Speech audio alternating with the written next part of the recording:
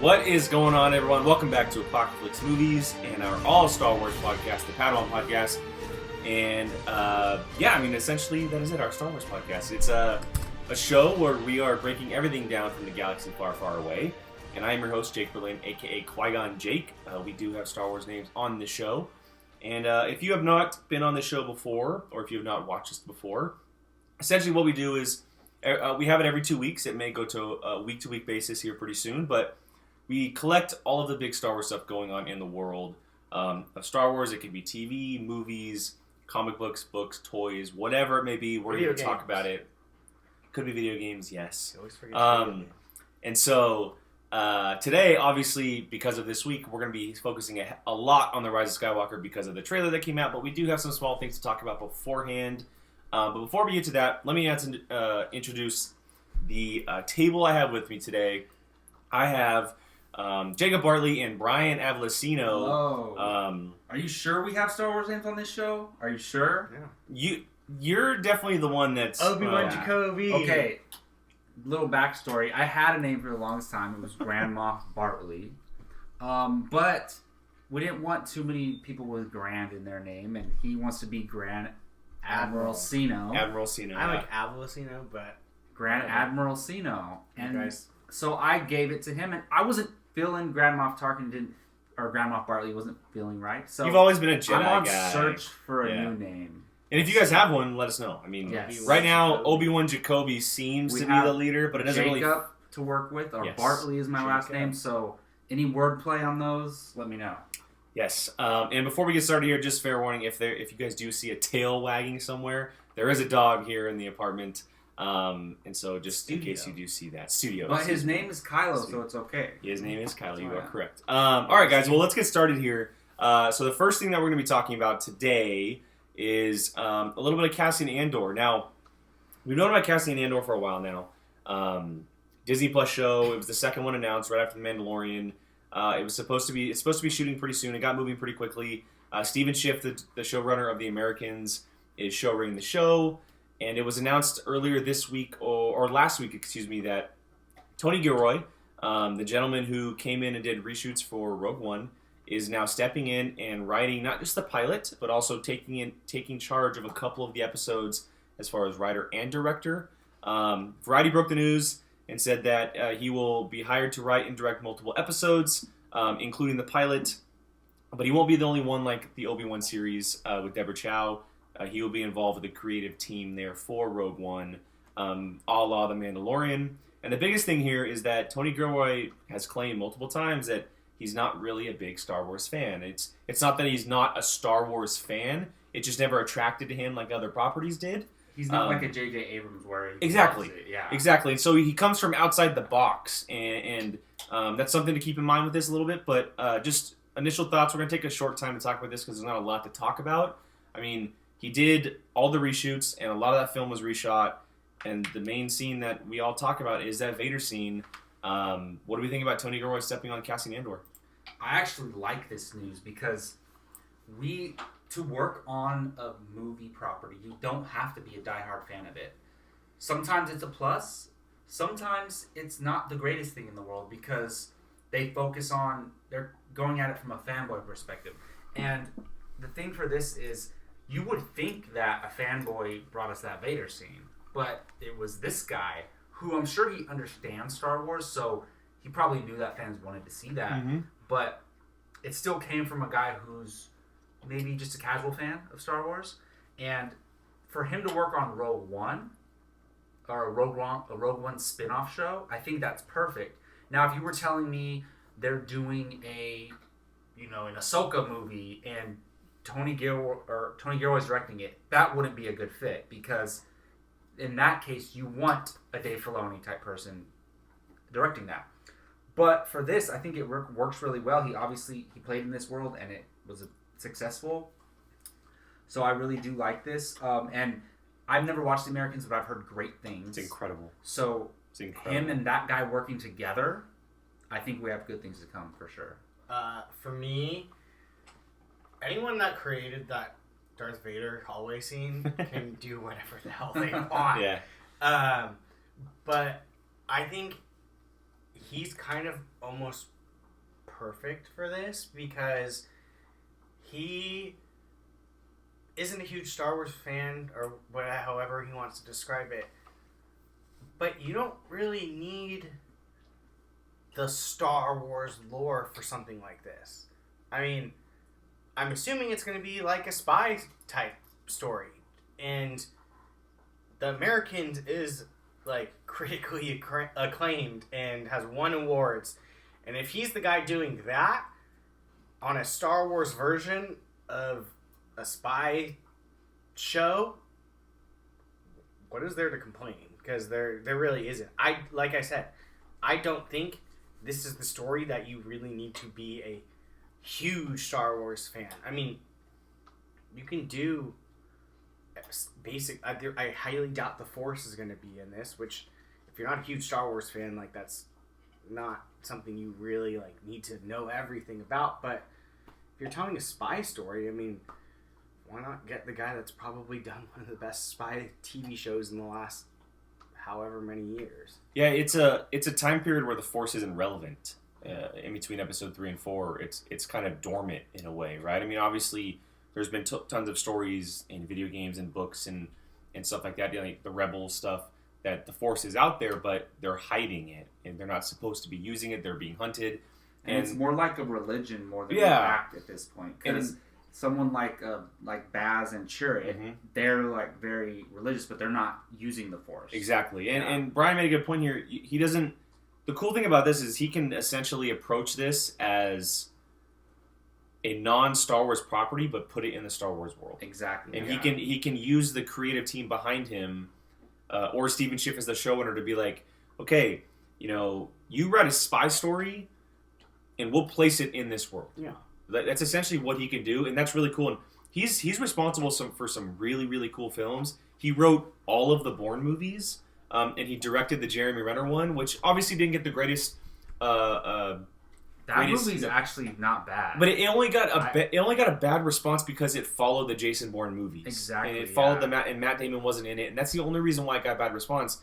And his brother Dan Gilroy, who we mixed him up a lot with, his brother did Nightcrawler, and if he takes a little pointers from his brother or kind of has that same approach, like. That's absolutely bonkers, and so I really like this news. I think it's awesome. It makes sense. It's the same exact world. It's the same character. He obviously played a lot with Cassian Andor, and so it just makes sense. I did not know that he wrote all the Bourne movies, which that's perfect. They're some of the best spy movies ever made. That is perfect for this. Him with the producer of The Americans, that is such a great combination. And for me, at first, when they announced this show, I felt like it was too similar to The Mandalorian in a way. Because they're both time periods where there's not a lot of Jedis running around. There's not a lot of Force involved, even though Luke is around during the time of the Mandalorian and all that. But I felt like it was too close in time periods and it was too similar.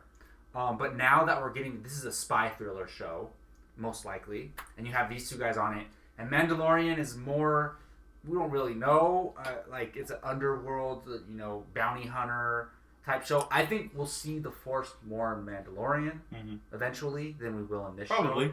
So I'm starting to feel the separation between these two shows, which is good. Yeah. And just a note, Diego Luna is coming back, and so is Alan Tudyk as K2SO. Yes. That's as much as we know at the moment. So yeah, I mean, really, really cool news in the world of Star Wars. This series seems to be moving forward. We have a lot to come. I'm curious what the title of this show is going to be. Yeah. Is it just called Cassian Andor? Who knows? It'll be very interesting. Spies of the Rebellion. It'll be very interesting. That's a good name, actually. But are they working? Yeah. Is he working for the Rebellion at the moment? Because his parents were separatists. That's true. So who knows where he is at this point? That's true. But I think by the time he's working with K2SO, he's already a part of the Rebellion. Probably. Well, that's probably where he met K2SO at. Mm-hmm. But it's going to time jump. Probably. Yes. I know they said it showed it in the comics, but they'll probably touch how he got K2SO. Or how they met. Yeah. I don't think show it in the comics. Did he save K2SO? Kind of in a way. I don't remember. I have the comic. Yeah, we'll have to go back and read it. It was only a one issue. K2SO was kind of just around when he was on his mission, and then they reprogrammed him. Got it. And then they leave together. Cool. So they could probably touch on that. Yeah, totally. Yeah. All right, guys. Well, let's move on. We're going to step away from any other news at the moment, and we're going to focus a lot on the Rise of Skywalker going forward.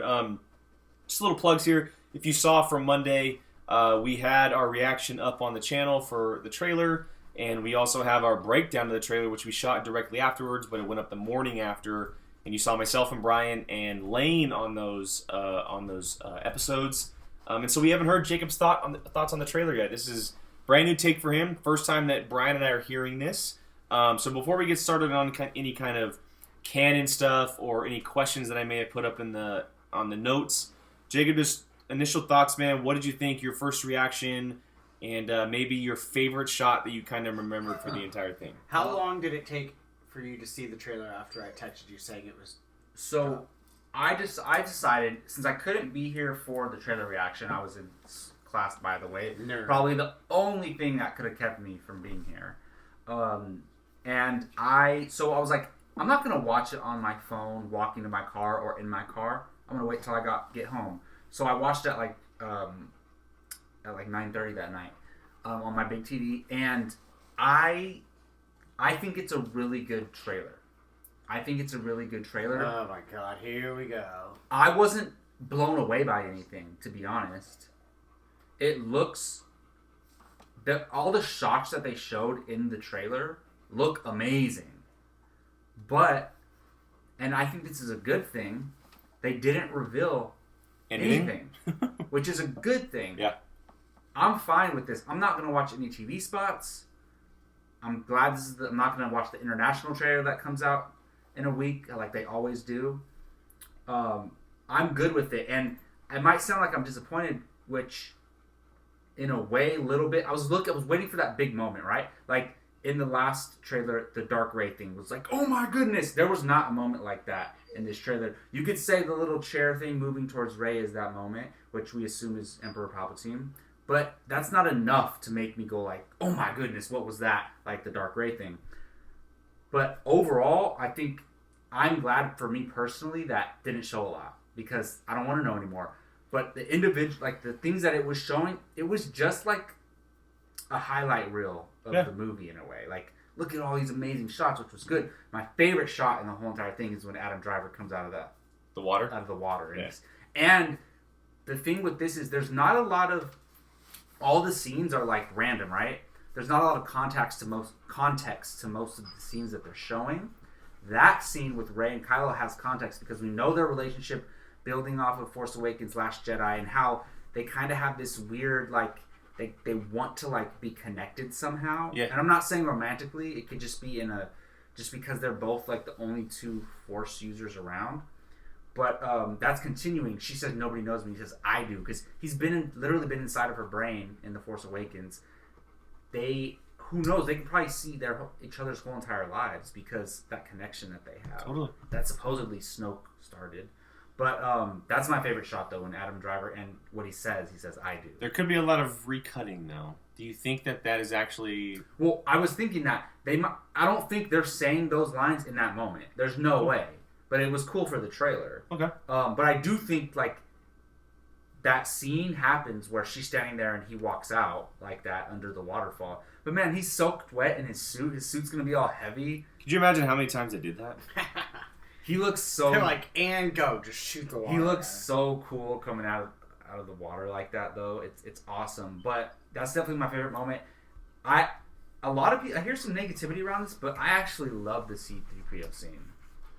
Really? You've heard negative about that? Yeah, I haven't heard negative. A lot of people were like saying it was cheesy or something, but I love that scene. People said like it's so random, like it slows the trailer down or something. I will say I don't think that at all. I don't think that. That's what I heard people online talking about. The one negative I heard was some people were saying like he's barely been around those people. Why are they his friends already? And I was like, yeah, I mean, there's been a year since The Last Jedi. Yeah, there's a year gap between these two movies, which is a lot of time. But also, what if he's not even actually talking about them? What if he's accessing memories of Luke, Leia, and Han, or anybody in the past? But it's still... I already made the claim that he's going to get his memories back. Moment hit me, though, because... Memories back? After that happens... No, he didn't. Yes, he did. When? After. Yeah. In between the three and prequels four. and the original trilogy. That's why he doesn't remember. He doesn't remember any of the stuff with Anakin and all that stuff. He doesn't remember that Anakin made him and all that stuff. That's true. Yeah, that would be interesting. Right? Oh wow. But so I enjoyed the trailer. I think there could have been one more wow moment. I don't know what that could have been. Maybe a shot of Palpatine, but I'm glad I didn't see it. A lot of people wanted to see that cliffhanger scene, like the last trailer, or something that kind of would have hooked them. I personally don't think you needed a hook. I think that, we saw by the tickle tails, this movie is going to be seen either way. Yeah. And it broke all kinds of records. It broke every record out there. And so, the trailer wasn't like mind blowing.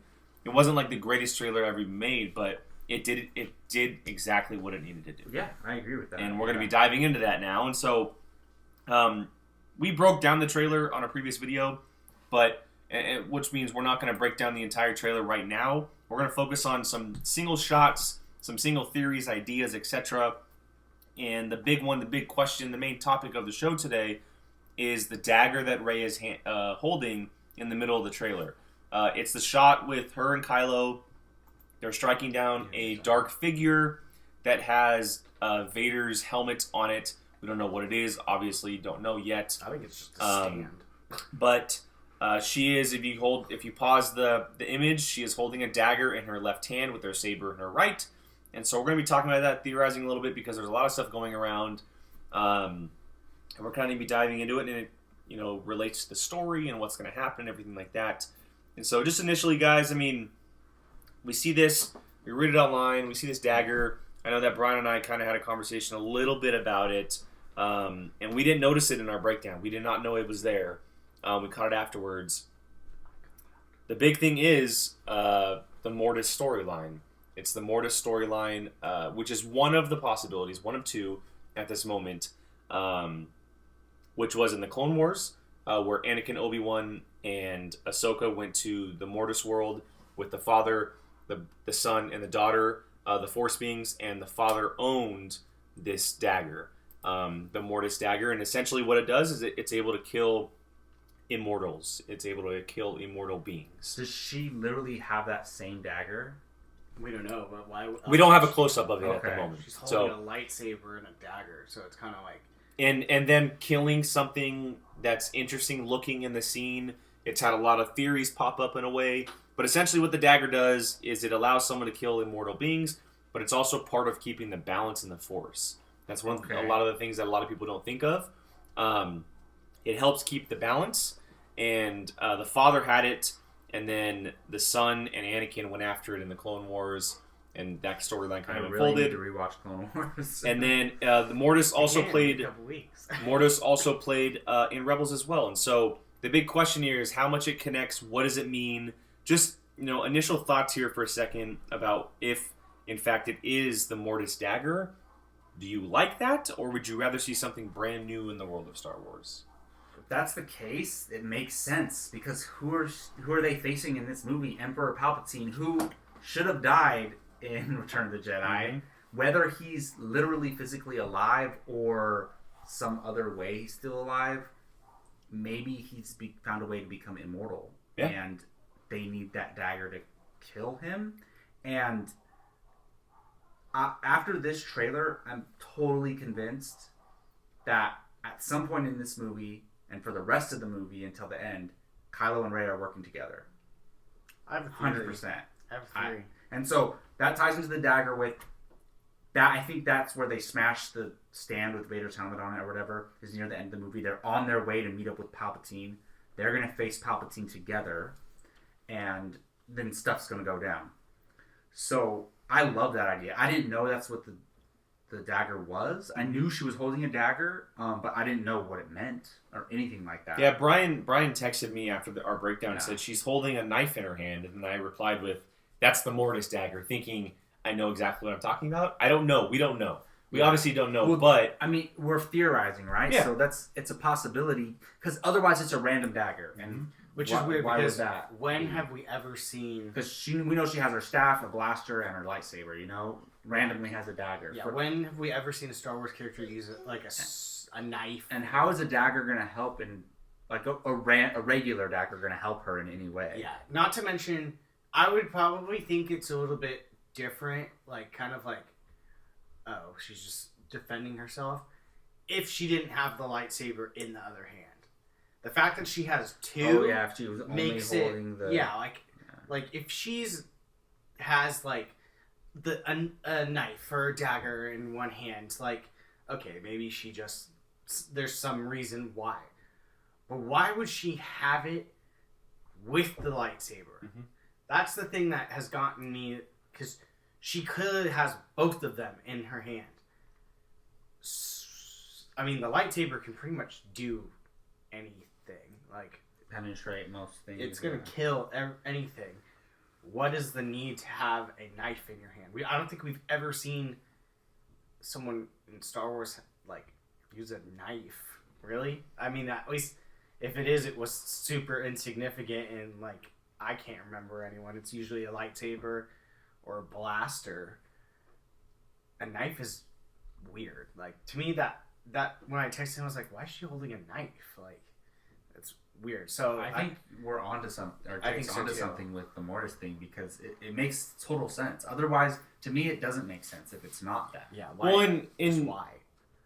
I mean, there's obviously from the video games and the books, there's plenty of ways that Palpatine can be alive. Yeah. Or in some form, like a robot or whatever in this movie. We've seen that plenty of times before. But it would make a lot of sense for him to be immortal. Because if we shoot back to episode 3, when he's talking to Anakin about Darth Plagueis the Wise, and how he taught his apprentice to become immortal, and he was trying to tell Anakin, I can save Padme, etc. It kind of leads into one another, all of it. The fact that maybe Palpatine did know what he was talking about, and instead of falling down the hatch and dying in Return of the Jedi, he became immortal. He's been sitting in the wake this entire time, just kind of building and building and getting stronger until this is the moment he kind of has to strike. And so it's interesting. And then the dagger is also an interesting point too. I mean, if this is a brand new thing that's going to be told into this movie, yes, it satisfies us because we know, but you also have to tell it in a way that makes sense for all the other fans. And that could end up being a lot of They time. don't even know the backstory. No, all they not need at all. to know is this dagger kills immortal Not beings. at all. That's Exactly. it. Yeah. Exactly. And it'll be interesting, but there's a theory out there that they're accessing C-3PO's, or they're not accessing. They are clearing his mind and wiping him and setting him back to a different state where he has the language of the Sith and he's able to unlock something to get to the dagger. And that's kind of a theory out there that he plays into it somehow. And a lot of people think that the desert planet, I forget the name of it at the moment, that's in the trailers a lot, is possibly that planet. Because it looks like the finale of everything is going to end up on the oceanic planet, which does have a name, by the way, and I will look up the name here in a second. Is it a new planet? It's a brand new planet. It's not Endor. It's not. So- it's not The Death Star, the remnants of the second Death Star fell into this water planet. But planet. here's so Return of the Jedi. That movie took place on the forest moon of Endor. Yeah. Everyone is thinking this is the oceanic moon of Endor, because that Endor makes has sense. 9 moons. And we're assuming she's on Endor in the forest scene, or the Possibly. forest moon of Endor, Possibly. in the beginning of the trailer. I don't Very think possible. so. I mean, if she's all around the same area, maybe. Yeah. Maybe, it would make or maybe sense. it's Yavin. Might be Yavin, old Yeah. school or something. But I mean, anyway, just that quick theory, real quick about C-3PO. I mean, do you think it's possible that they could use him in a way like that to kind of access some Sith language, or something that maybe opens up the doors to get this dagger? Maybe they're using that exact theory to open up the temple that we saw. Yeah, because for a long time we've heard that this movie, that this crew is going to be on an adventure together, that they're not going to separate like they have in past movies. It would make sense. Rey's going to want the dagger because what she's found out with Palpatine. Poe and Finn are going to be along the ride. They're going to have 3PO. They're going to wipe him. They're getting some language stuff done. I mean, it's very possible. And which we see in the trailer, Carrie Russell is with them. Yeah, Zori Bliss. Zori Bliss, you're right. And I'm just excited to see that crew go on a mission together. Well, I think they find Zori Bliss, or Poe knows her somehow, and There's a theory that I think is dead on, but I don't want to say it because it might ruin stuff. You know what this reminds me of? I think it's going to be like Rey has to go on this mission, and she's like, "I'm going alone," and then Finn's like, "No, you're not. I'm Yeah. going with you." And then All of slowly them go people, together. and you're not gonna like this, but it reminds me of Fellowship with the Ring when Frodo's gonna go, and then all these people start volunteering, and we end up with this team of people, and somehow Carrie Russell gets involved. Maybe they need her skills, and Poe's like, "I know someone." And I think Do you want me that. to say it? Well, it depends on what it's about because I kind of want to stay on top. This exact thing.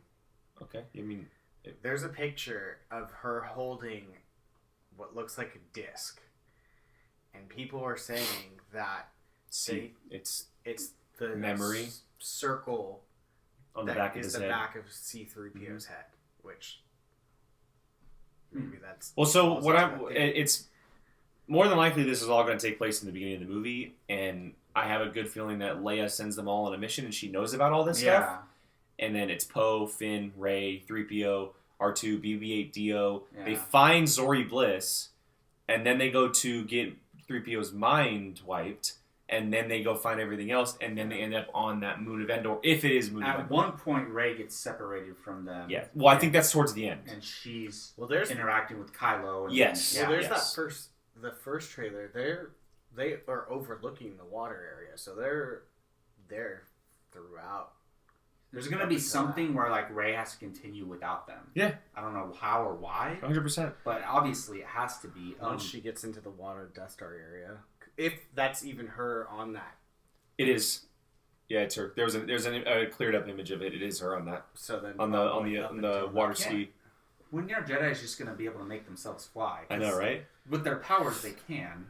You know, I don't know. But she's just a pilot in general. Yeah. She's always had that ability. That's why she flies the Falcon when Poe and Finn are there. She flies it. Nobody else does. It's her and Chewie, you know, not Poe and her. Lando's flying it. Well, yeah, but Lando's probably not in this at that point. Yeah, you but know there's what I that mean? one So- scene. Man, this movie has so much in it. How is it all going to come together like chronologically? in 2 hours It's gonna and be 35 minutes.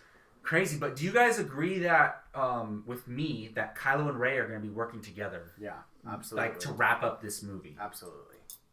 I even think, That's what it says to me. I even think they could be. I'm not saying that's what I want, which I do, but what do you think, Jake? You don't think they're going to be working He together? doesn't. He wants.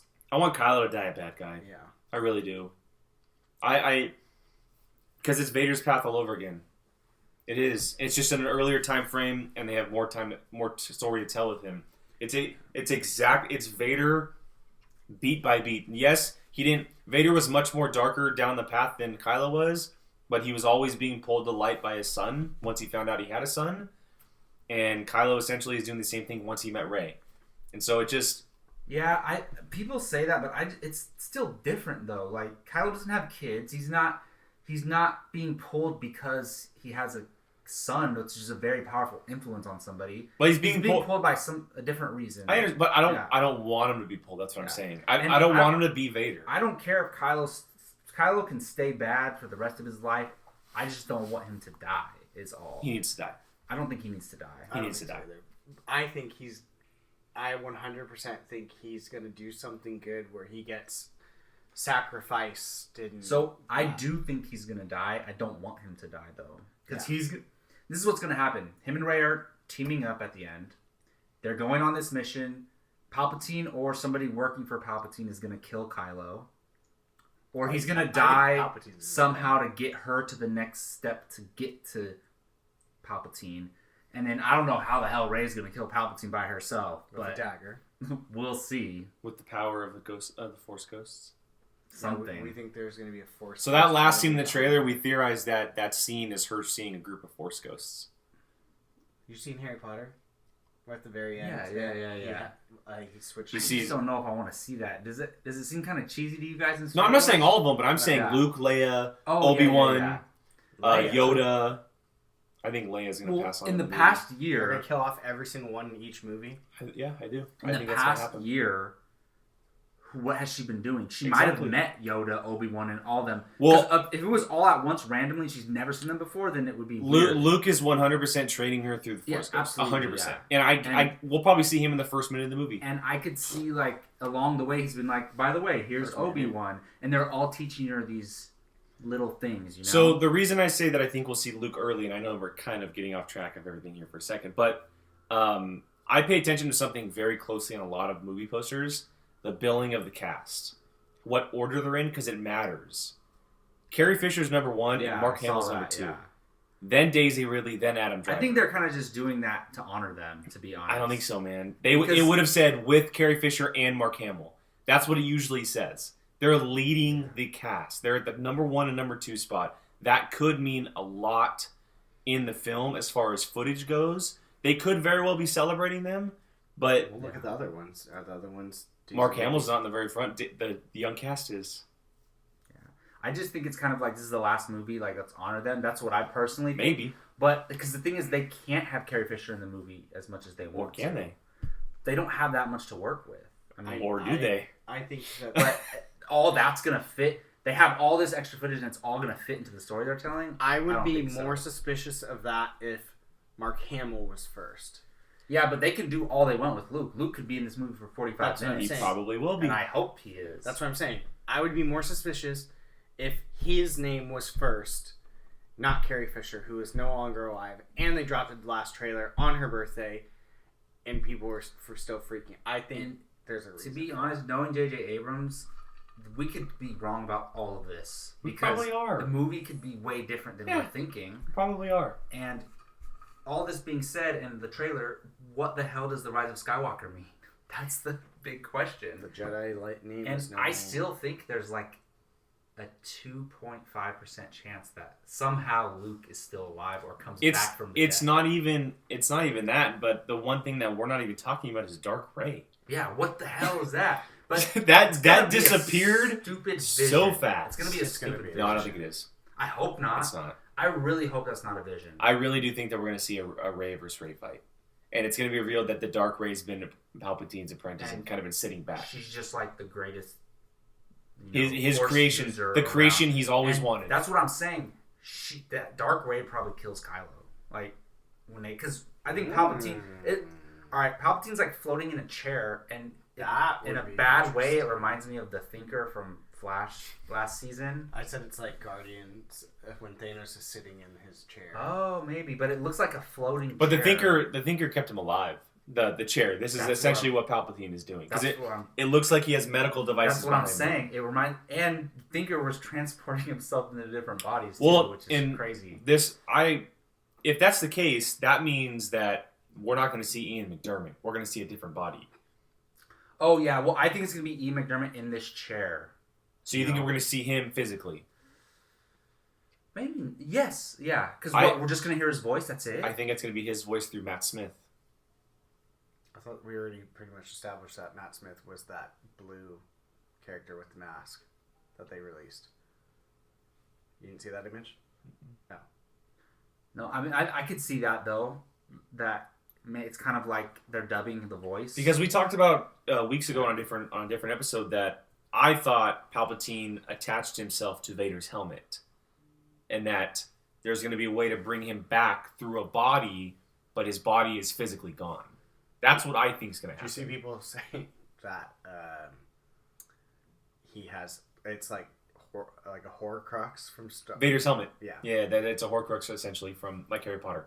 But I think that he attached himself to something and then he brought himself back and he's channeling himself through Matt Smith. That's what I think is happening. It's possible. That theory would make sense based on everything we know, but I do think we're going to see Ian McDermott in the flesh. I think he's going to be attached to this chair. That chair's keeping him alive. He survived the fall at the end of Return of the Jedi for somehow. And how pissed would you be if they showed that that wasn't actually him there at Return of the Jedi? See, I'm okay with him not being dead. A lot of people say it takes away what Vader did, and I don't think so, and I'm okay with that. But if that actually wasn't him at the end of Return of the Jedi, that would piss me off because that would ruin Return of the Jedi for me. Yeah, no, it's 100% him. Because I said the theory of that, how Luke force projected himself. But Vader physically that's him my up. That's yeah. my but, caveat. Yeah. And the thing is, if Palpatine has to sit in a chair to keep himself alive, he's not going to be able to fight Rey, but that's where Dark Rey probably comes in. And somehow Rey gets to him with the dagger, which would make sense. I don't think he leaves that chair. Yeah, I don't think so either. Because what much can Ian McDermott? Ian McDermott can't do much around himself. I literally think it's like the Thanos where he's just sitting in the chair. Yeah, but except he'll be on screen more than that. Oh well, yeah. So I kind of want to before we start talking about a little bit more about the dagger and whether or not it plays in the storyline. I wanted to throw out another possibility with you guys, and it has to do with another knife, but it has to do with the expanded universe. Let me just read a little snippet here for a second about a Sith dagger from the EU.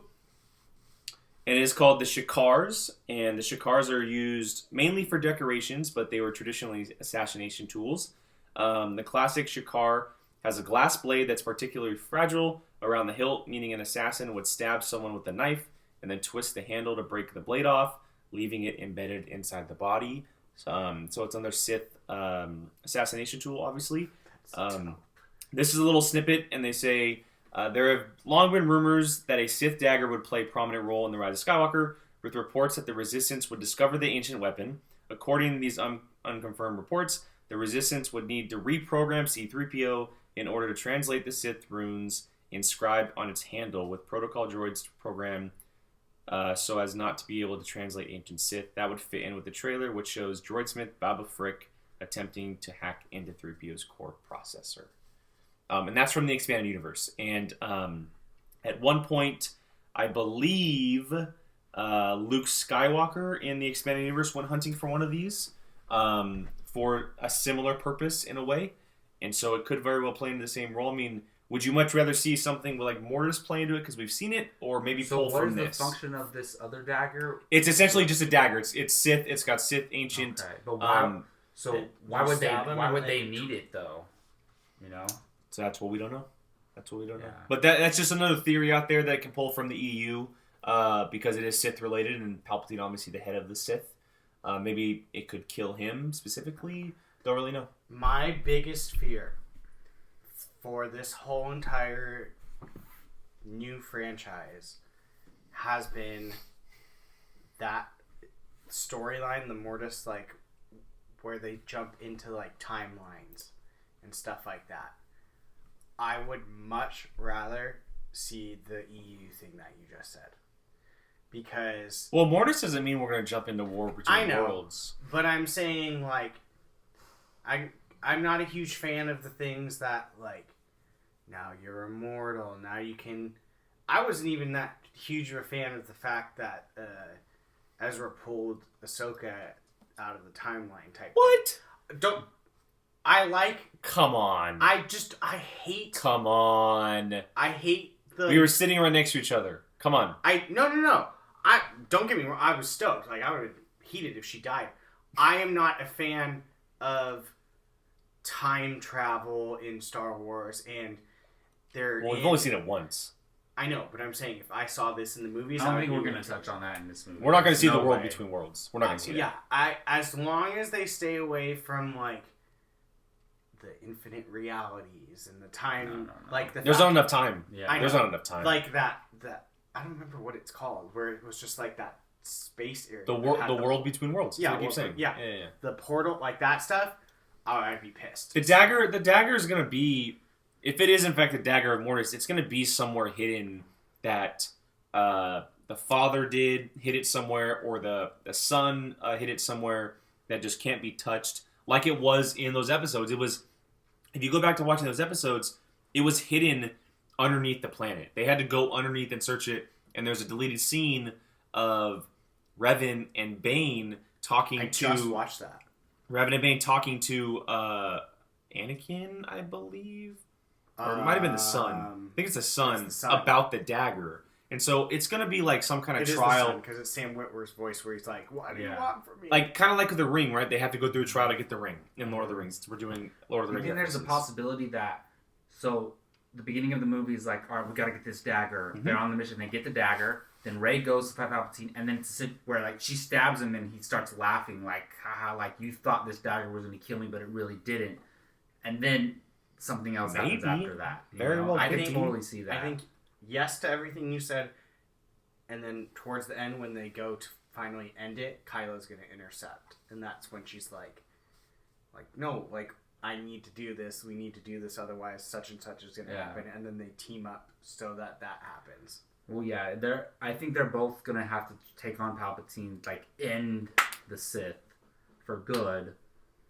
Kylo's going to die. I don't know but all right, Kylo teaming up with Rey, because just because Kylo is evil doesn't mean he doesn't want Palpatine to reemerge and be in power.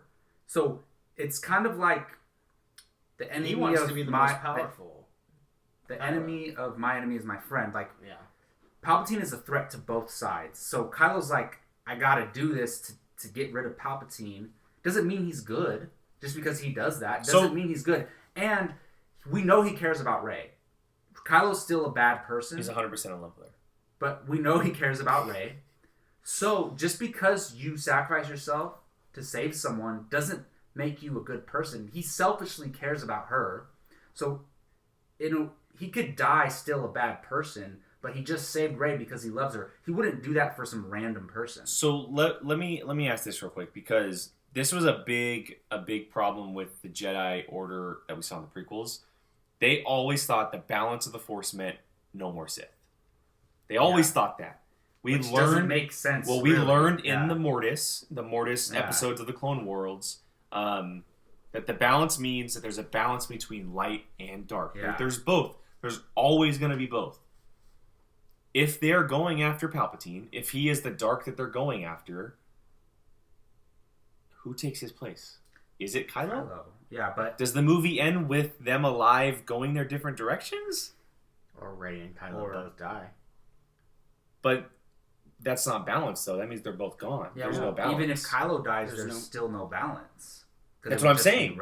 That's why Luke failed, because there was no dark, and then the dark side rose up in Kylo. Well, if there's no Rey or Kylo, then there's the balance. But there's other Force users out there. That's the problem. There's always going to be other Force users. I know, but there's no Sith. There's no Sith, but there's good Force users. There's no Sith, but there's bad people doing bad things with the Force. I mean, if there is a dark Rey, they're going to have to get rid of her, too. Yeah, 100%. Somehow. So if they kill Palpatine, what dark rises? Is it Kylo? Possibly. Because he wouldn't have to die. From my seat, I'm seeing that both of you are saying that he's going to turn to be good. That's from what I'm seeing. I was just making the exact opposite argument. I'm saying just because he teams up with Rey to take out Palpatine doesn't mean he's good. Okay. He's still bad, but he's like, he's doing the lesser of two evils. He's like, I want to be in charge. I don't want Palpatine to be, which is kind of what he did with powerful being in the universe. Just watch that last. I got to take him out. And Rey's like, well, we got to take him out too. So they work together. Even if, like, say they succeed in killing Palpatine and they both survive, Kylo would still be bad. She would still be good. So, and then they both die and the Force is quiet. No. So they're going to be working together. I'm trying to wrap my head around what you're thinking. They're going to be working together, but how do you think? Do you think that towards the end of the movie, Kylo's going to turn back to bad? I don't think he's ever going to change from bad to good. So he's going to go from being the bad guy to working with her to get what he wants, and then go back to essentially what he did in The Last Jedi. Yeah. In a way, it's yes. like in a way, but more extended. The lesser of two evils. The two evils are. And then what happens? Do they fight it out? They had no choice. Do they duke it out until the end? And The Last Jedi to fight together. Does the movie end with their fight? Maybe it ends with both of them dying. That's a possibility that they take care of Palpatine and then they're like that shot in the trailer. Are they standing in the throne room and is that the final scene? They're literally going to end it on the biggest cliffhanger of all time. We don't know what happens. No. But I'm asking, are they going to duke it out and is one of them going to die? We're thinking that Rey and Kylo fight first and then they face Palpatine. What if it's the opposite? Palpatine, they defeat him and then they're like, now they fight each other. It's possible. It's possible. Because we agree and want that Dark Rey thing to actually be a physical being who's there. They're going to have to fight her. Yeah. Which 100%. If she's been trained since birth, it would make sense because she has double. If she's like trained since birth and like no other, she only knows the dark side, and she's gonna be so powerful. Which I don't think Rey by herself can defeat her. No. There's no way. That's why we pulled that Force Ghost thing. Maybe she gets the essence, like it's almost like a confidence booster, right? Like they're you can do this type of moment. Yeah. Or even just hearing their voices, which we do hear. Yeah. You can see in her eyes. That I made She's the like point. crying almost. it's like that moment in The Force Yeah. Awakens where she's like the Force, and then she Mhm. closes her eyes and she realizes. Because I made the point of, what is the point of all these times we've heard Force ghosts with her, them being people she's never met? They literally used a new Obi-Wan line for her to hear. Mm-hmm. These are your first steps. And he says, "Ray, yeah. these are your first steps." Yeah. So there has to be some answer at some point of why are all these older Force ghosts Well, talking? they can see everything that's going on in a way, and they probably know like she's the only hope. Yeah.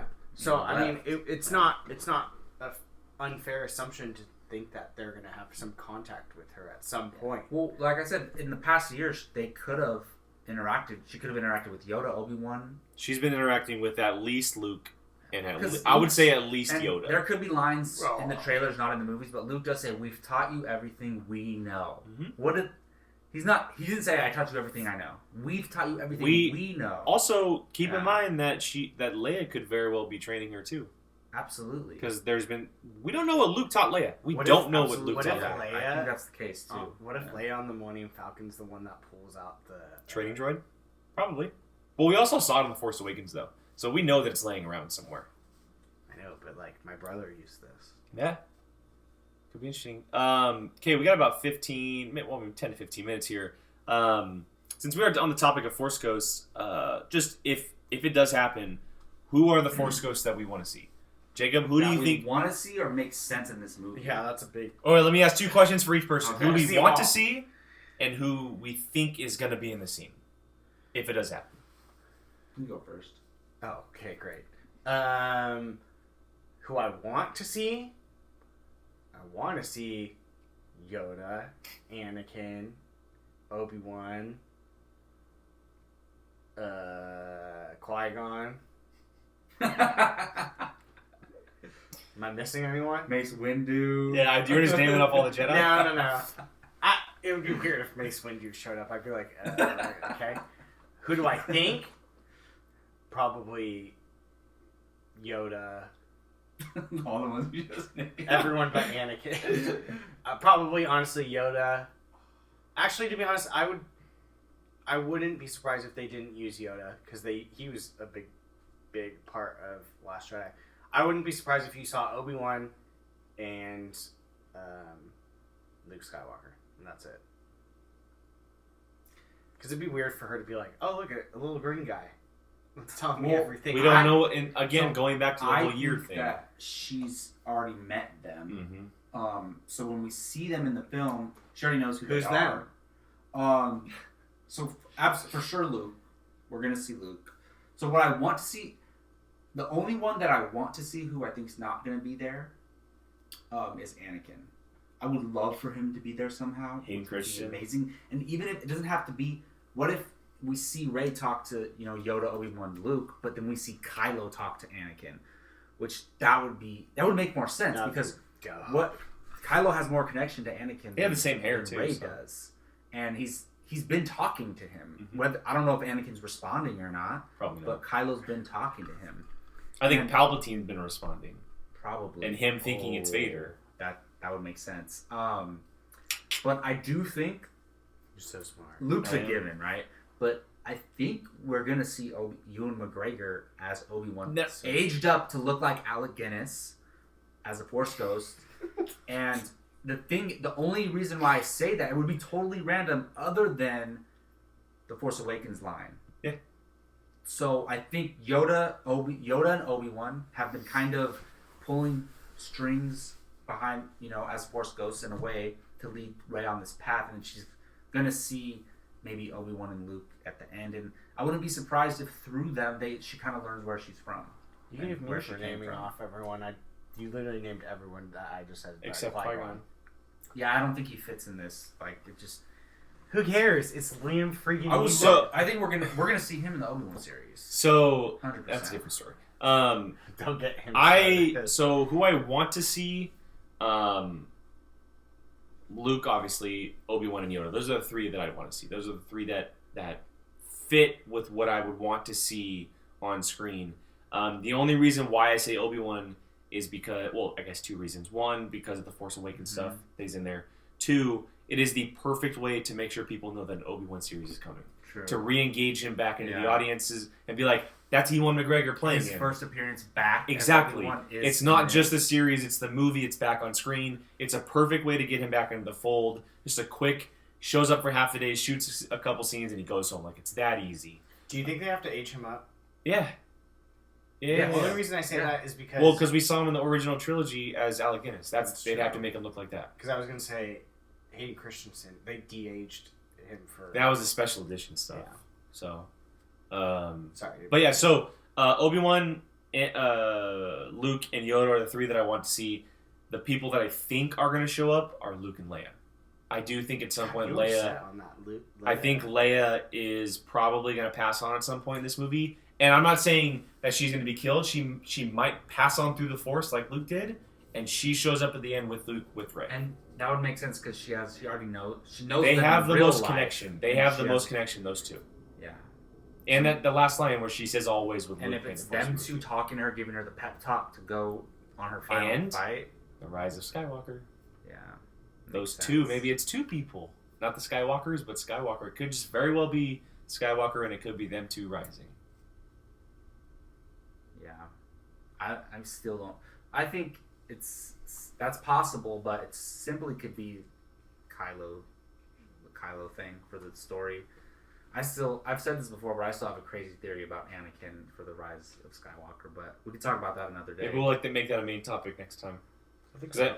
I think what I'm going to start, remember when we used to do Address the Council? Yes. I think I'm going to bring it back. Okay. They can bring that as a first topic for Address the Council. I think they're both Skywalkers. Right? Yeah, are we going to find out who Rey is in this movie? They already said and that. is she just a nobody?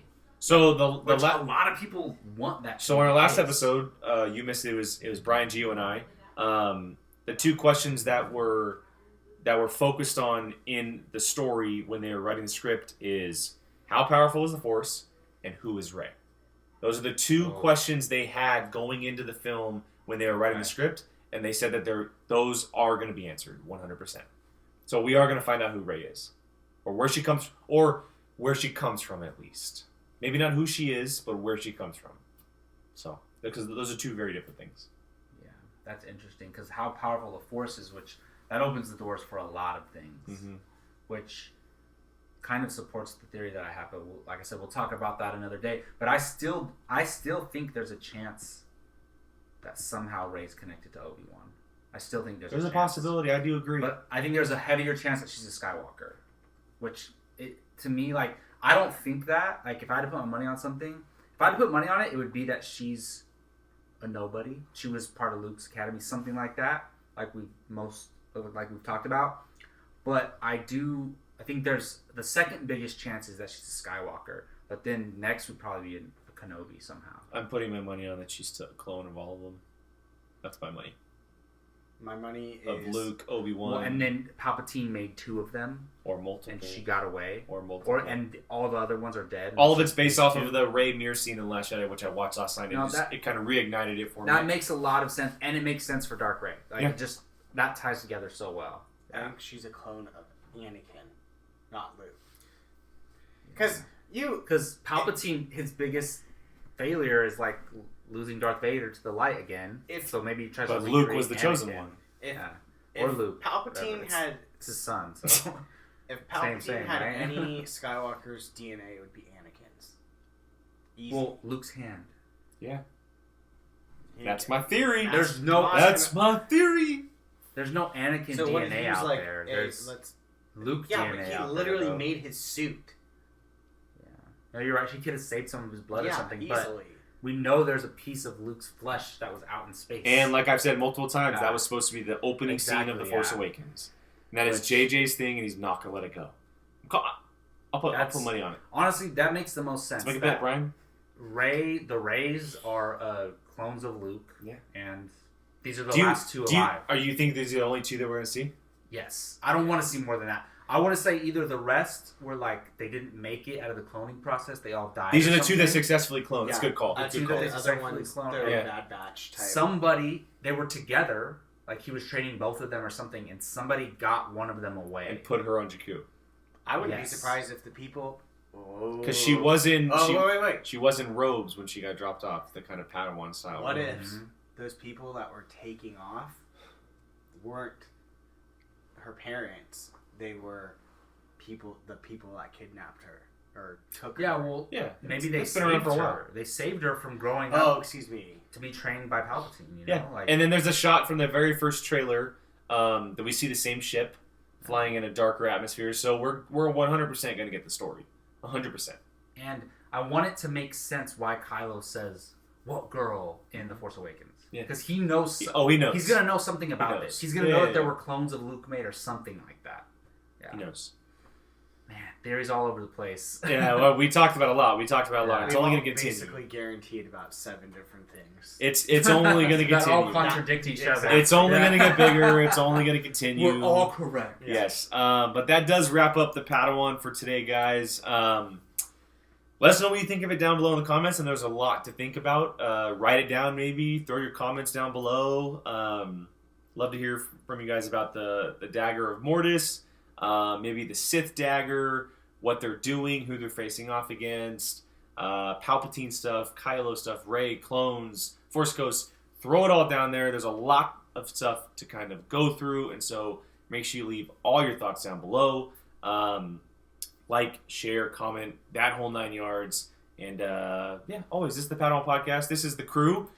We have Obi-Wan Jacoby over there on the left-hand side. Finally said. We have Grand Admiral Sino over there on the right. I am Qui-Gon Jake. This is the Padawan Podcast. Make sure you guys not only subscribe here on YouTube for everything in the world of Apocaflix, but we are now also on Anchor, iTunes, Google Podcasts, Spotify, anywhere audio you can find them. We are there. You can listen to us on the road, anywhere that's easy for you guys. Check it out. Hit that subscribe button. Like all of that over there as well. We really, really appreciate it. So, again, this is the Padawan Podcast. Thank you for joining us. May the Force be with you.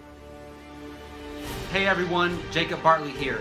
Thanks for watching. If you want to check out something similar from Apocaflix movies, click this video up here. If you want something a little bit different, check out this video down here.